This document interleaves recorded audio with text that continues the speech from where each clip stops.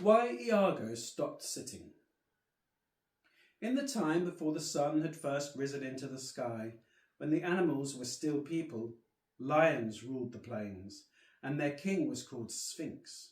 And when word came that day was to come, and that the sun would rise, Sphinx said that he should rule the plains still. But Mart said no, Astraea said no, but Sphinx said yes. So as the east began to glow, Sphinx turned to face it, intending to be the king of day. But as the sun rose, he became four-legged and furry and lost the power of speech. And the lions would never again taste cooked meat. And Sphinx lay recumbent, belly to the ground, facing east, and was turned to stone. He sank down into the rock of ages and fell asleep, even as the warm rays fell upon his stone face. That is why Sphinx became four-legged at the first dawn and was turned to stone, facing the sun. Up to this time, human people had been people of dreams, flitting through the world on formless wings of sleep.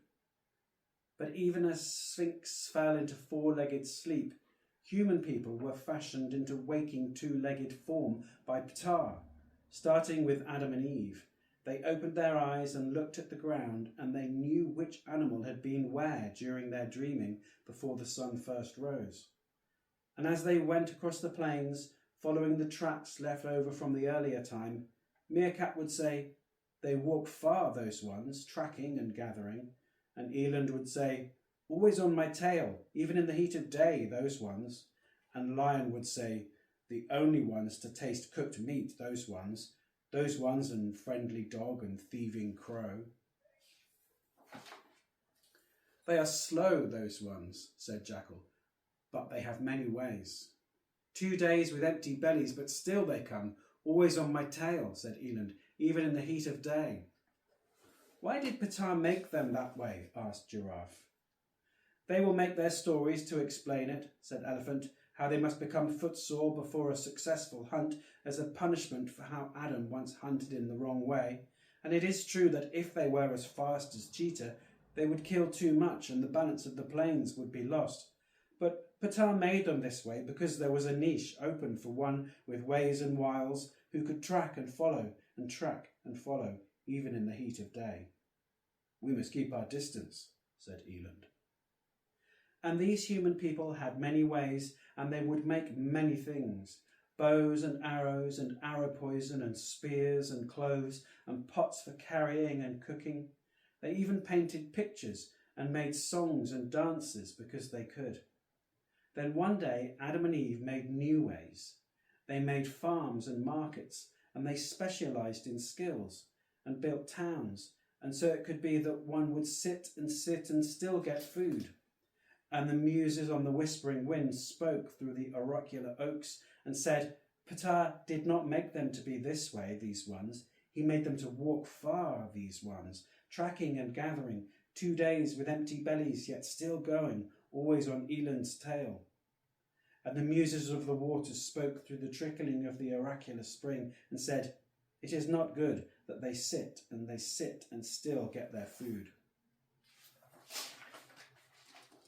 And old Adam and Eve grew to be unhappy because they always sat. Their spirits began to sink down into the rock of ages. So they made more things, inventing and creating, and many wonderful things were made as they battled the gloom that came from always sitting and always getting food. Their flesh became old, the flesh of Adam that should have been stripped away and replaced by emptiness and movement. One of these human people was called Iago. He was weary of his urban life. He saw the shepherds in the Arcadian vales and longed for their life in nature. And one day he ventured out, and while standing under the oracular oaks near the oracular spring, he heard the muses telling him, "Strip away the flesh of the old Adam, mortify the old Adam, that which has become senescent, and be reborn, clothed in the new." "How should I do this?" asked Iago. "Restrict food periodically and walk far," they told him. "Human people are strangers in the very world they have made for themselves. Walk off the old Adam and find your way back to the plains." Where are they? Asked Iago. Right here, in this oak forest by this very spring, but you need to strip off the old Adam to see it. So Iago walked and walked till he was far from that spot, then walked and walked all the way back, restricting his food, fasting periodically to mortify the senescence of the old Adam, and when he had returned to the place where he started, he was at home once more in nature, no longer a stranger, and the route he took on that return journey has come to be known as the Camino of Saint Iago, for he was seen as a holy man in that he had found a way to strip off the old man and be clothed in the new.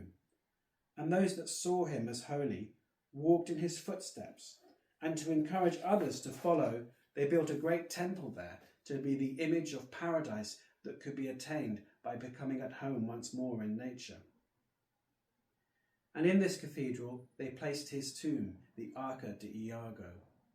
As the Roman poet Gallus in Virgil's 10th Eclogue hopes to escape his life of weighty and arduous duty and be buried in Arcadia amongst the carefree shepherds, and just as indeed many Romans longed to rest in peace outside the busy town in a beautiful place in nature, Iago had found his rest in paradise, in Arca de Iago, and could say to the acorn-eating rustics who inhabited that wood of oaks, "Et in Arcadia ego, I, like you, am in Arcadia."